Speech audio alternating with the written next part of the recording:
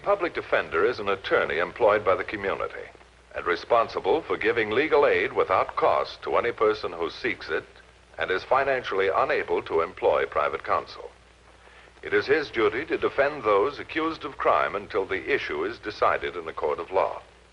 The first public defender's office in the United States was opened in January 1913. Over the years, other offices were opened. And today, that handful has grown to a network of lawyers cooperating to protect the rights of our clients. Now, the case you're going to see is a most unusual one. I had to defend a man already in prison for another crime. The name of that man was Joel Dickinson, who longed for peace, but whose life had been interwoven with violence. It started in a cleverly planned prison break in which Dickinson seemed to be the ringleader. Among other convicts involved was Woody Romer, a lifer.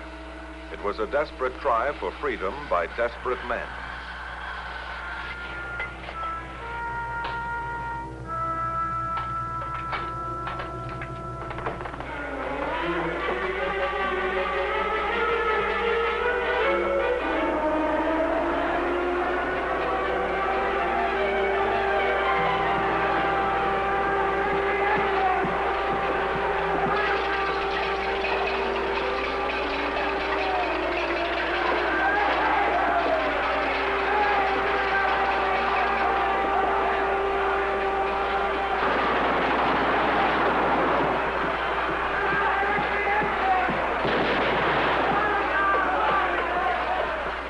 Joel Dickinson had seemed the end of his dream of eventual freedom.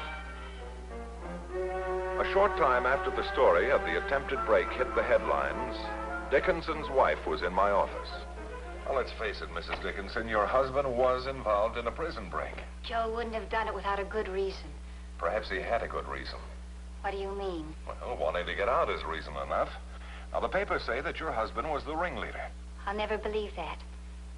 Something's happening up there. Why would a man whose parole has been approved and has less than 30 days to serve want to break out? Yes, Mrs. Dickinson. Why would he? I don't know that. But I do know that my husband isn't the same man he was when he went in. He's changed, Mr. Matthews. We've worked and dreamed these past 2 years of the day of his release so we can be together and live like human beings. Mrs. Dickinson, why did you come to see me? Because you're the public defender. And because you tried to help Joe when he was first in trouble. Yes, and I lost that case. As I remember, your husband wasn't very cooperative. Joe was guilty of robbery.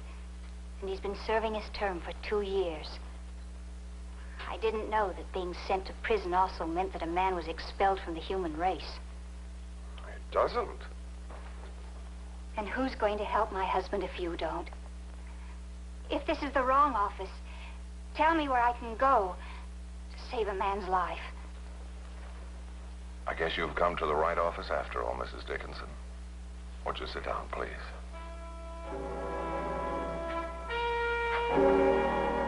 Hello, Joel.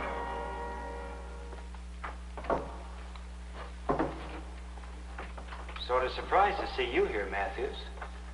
Last time I saw you, you claimed I wouldn't play ball. I'll give you another chance. Why did you try to break out? Why does any guy ever try to break out? Your wife tells me that you were up for parole. Another 30 days and you could have walked out the gate a free man. In here, 30 days can seem like forever. Why don't you tell me the real reason? Even in a jailbreak, there can be extenuating circumstances. Such as? Well, for one thing, intimidation. Who gave you that idea? Why, no one. Well, forget it. Nobody made me do anything I didn't want to do. That clear? To me, maybe. But not to your wife. What's Ruth got to do with this? She thinks that you're innocent of wanting to break out. That you must have had a good reason for doing what you did. Have you? Any more questions you want to go without answers? Joel, wherever there's a question, there's also an answer. Now, sometimes it takes a little while to get the two together. When you're ready to play ball, let me know.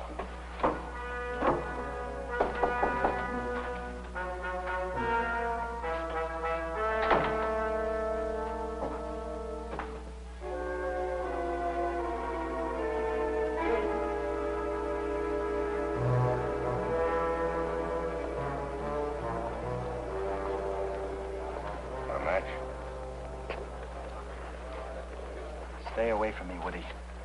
I don't want any part of you. How times have changed. Just thought I'd tell you everything's gonna be okay. Sure. Nothing like a jailbreak to make your record look good. Who cares about records? We're not gonna be around long enough to read them. What are you talking about? I didn't spend 20 years building up an organization just to have a bunch of squares sit on the outside and read about me in prison. Next time, now, be a little more planning, that's all. Next time, count me out. You seem to forget you're indispensable to me. You won't let me forget. If it wasn't for you, I'd have been out of here in 3 weeks. Are you crazy, man? You don't go out till I go out. I'm in for life and I got a breakout. We're going out together. Break it up. It's okay, guard. We're playing a little game. It's called, Who Wants to Be a Hero? Move on, Woody.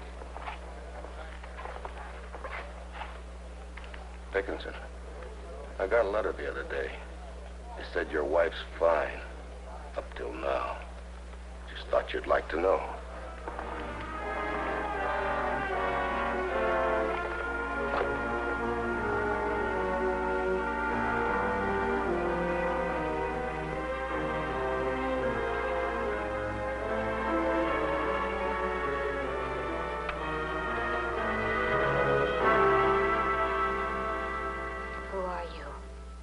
Who do I look like? How did you get in here? But why? Don't you know? No, I don't believe you do. So we'll let that little matter be settled by Woody Romer and your husband. You went to see the public defender today. Why? He's going to try to help Joel on that prison break charge. Why not? Woody just doesn't want to have an ambitious lawyer becoming too interested in Joel's actions in prison. Do I make myself clear? Remember, in prison, life is cheap.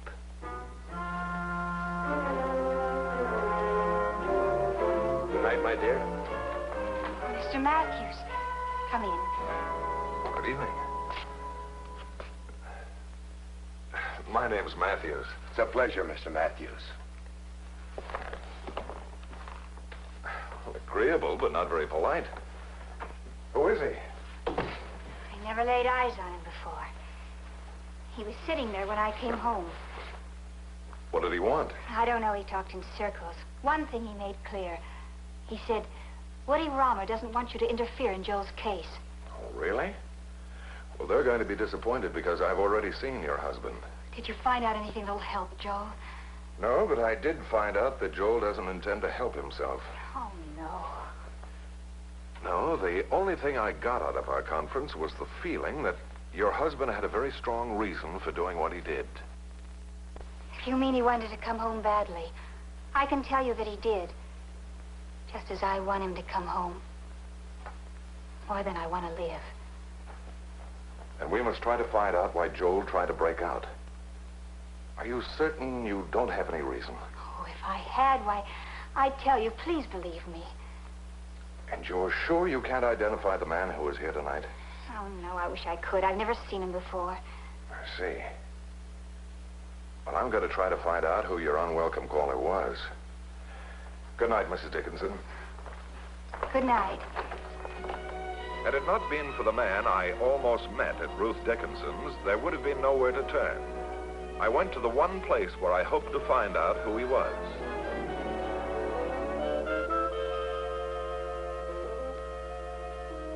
It was the first break in Joel Dickinson's favor.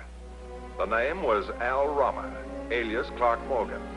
He was the brother of the notorious Woody Romer, the man with whom Joel Dickinson had become involved in the robbery and later the prison break. So I told Mr. Lewis I couldn't possibly sign the lease, that my husband was coming home soon, and we need a bigger apartment, so... Joe, you haven't heard a word I've said. Remember when you were a kid? How you used to make believe you were somewhere else? Mm-hmm. That's what I was doing just now. Making believe there was no glass between us. That I was out there holding you in my arms. Joe? Everybody makes believe up here. Take lights out, for instance. It's just the time I used to get home from the shop. I lay in my bunk, and that's what I make believe. Just getting home from the shop. Maybe Mr. Matthews could help. What can Matthews do? If you'll cooperate, he could do a lot. A man came to the house the other night. He had a key to the front door. Who was it? He wouldn't tell me, but Matthews found out. It's Woody Romer's brother. What did he want? I don't know. Tell me, what is it, Joel? Was he part of Woody's gang? Was he in on the robbery? Why won't you tell me? Tell me, please. What's wrong? Ruth, you've got to go away. What is it, Now Joel? listen to me. Take a train, right away. Go somewhere. Change your name. But don't let anyone know where you are. Why? I can't explain now. But write me where you are. Joel. Ruth, it's our only chance.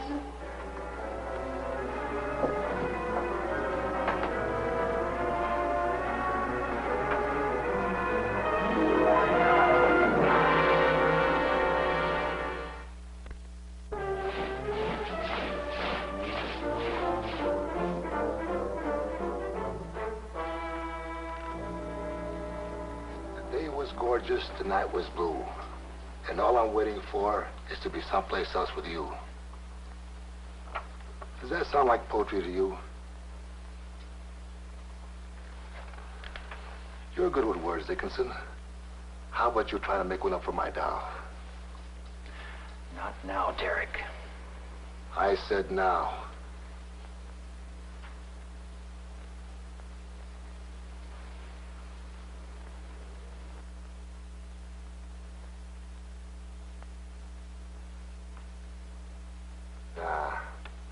I don't like that poem at all. I don't think the doll will either. Fact is, better burn it before it starts to smell.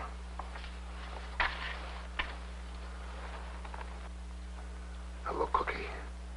This time I'm invited on the caper and I want to go. And Woody says we don't go without you. Then you're out of luck. This time it's a cinch. Like we have a set of keys. The whole block's ready to blow. At chow tomorrow night. And we're all going out together. Yeah, and be mowed down like grass. That's their lookout. You, Woody, and me will have a special gimmick. We're taking a warden along to run interference for us. You're both out of your minds. You can tell us on the way to town. Derek, I said I'm not going along. Now, you wouldn't want Woody to give his brother a bad report card on him, would you? Remember, your wife's waiting for you on the outside.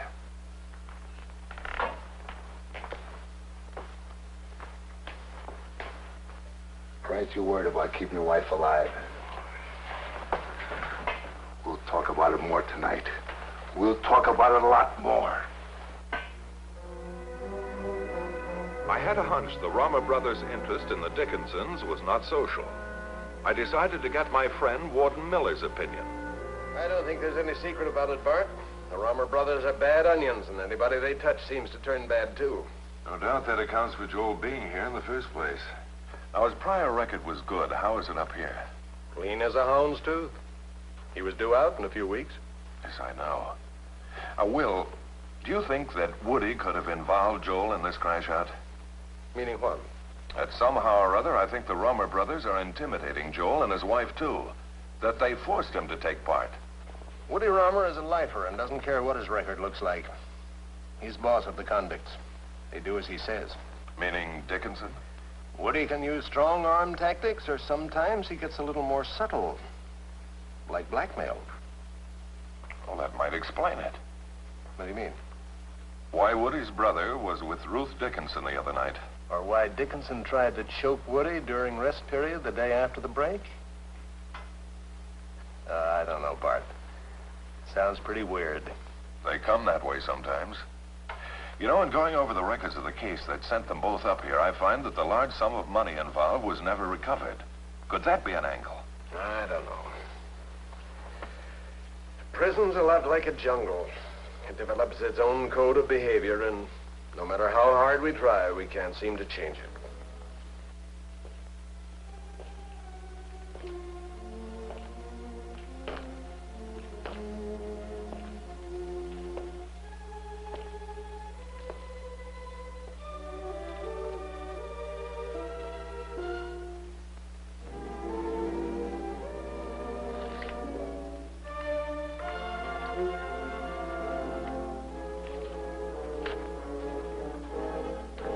from Woody. You're all set. You're gonna lead the parade. Some guys get all the breaks. You're gonna snatch the keeper. You tell Woody to deal me out. If you're smart, you'll do what Woody says. Or it can get uncomfortable. Mighty uncomfortable. I've got a spoon here. Goody smuggled it out of the kitchen. And Mac works in the machine shop. With a spoon like that, you could cut your cake and eat it, too.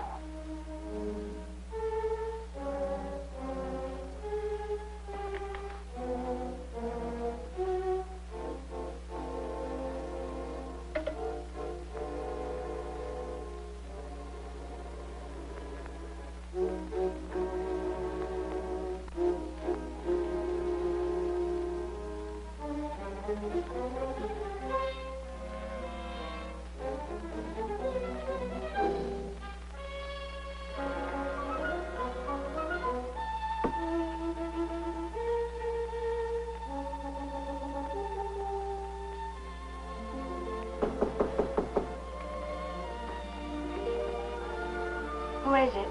Bart Matthews.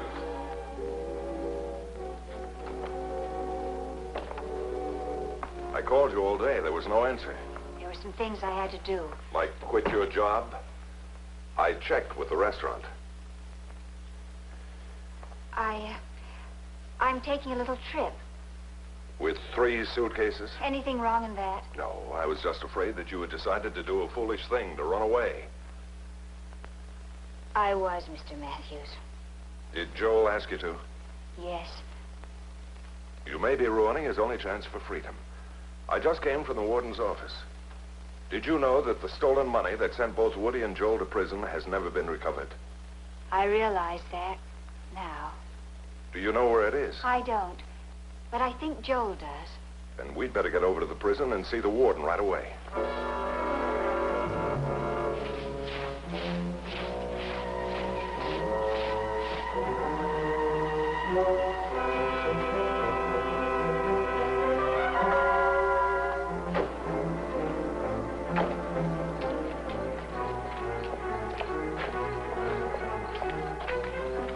I'd like to see Warden Martin. It's urgent.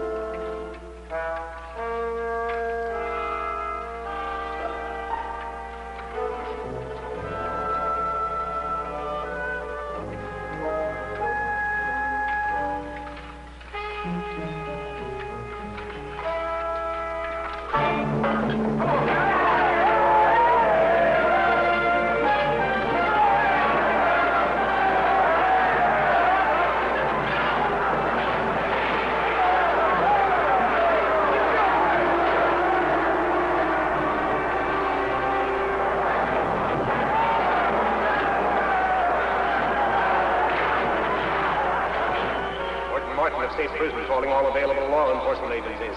Jailbreak in progress.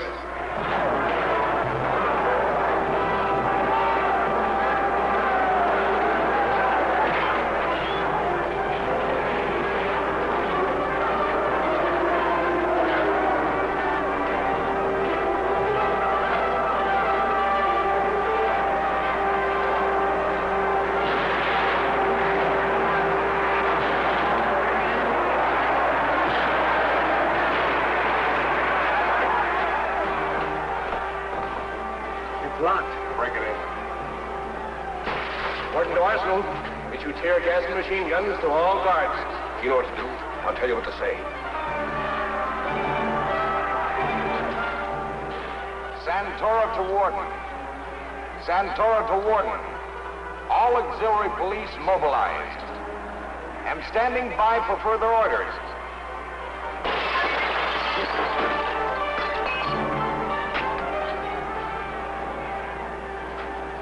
You'll take orders from me.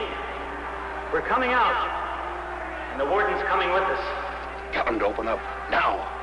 Guard down there, open the gate. And you policemen fall back.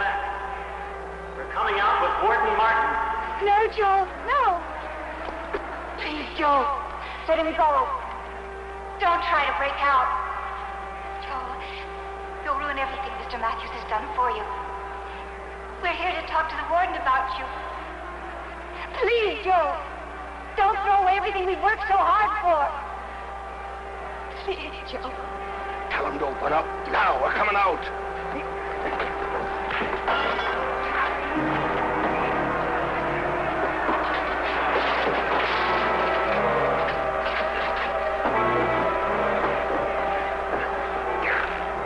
Warden to all guards and police. I'm in no danger. Continue with your duties. Warden to all guards and police. I'm in no danger. Continue with your duties.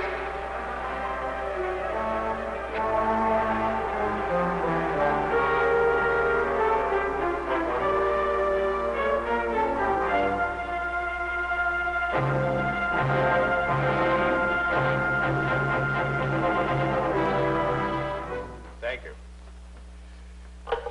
Mrs. Dickinson, the doctor says your husband's all right. I'm having him brought up here. Fortunately, the blade struck one of the ribs. Otherwise, it might have been a different story. It's possible he saved your life too, Warden. Quite possible. Then why not save his? How do you mean?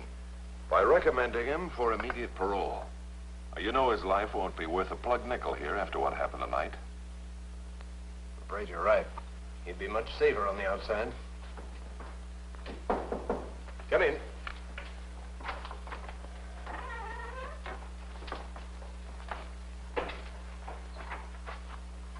Dickinson, Mr. Matthews suggests that I recommend you for immediate parole for your own protection. And I don't think he'll step out of line again. Because if he breaks his parole in any way, he'll be right back here with Woody Rama. I'll take immediate steps in the matter. Meanwhile, confine him to solitary for his own good. Thank you. Oh, Joel, one more thing.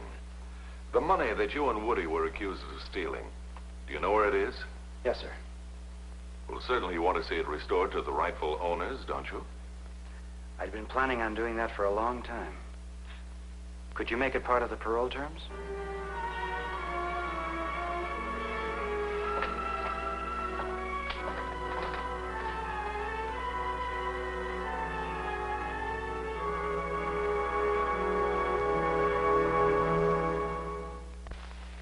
Woody Romer hasn't engineered any jailbreak since then.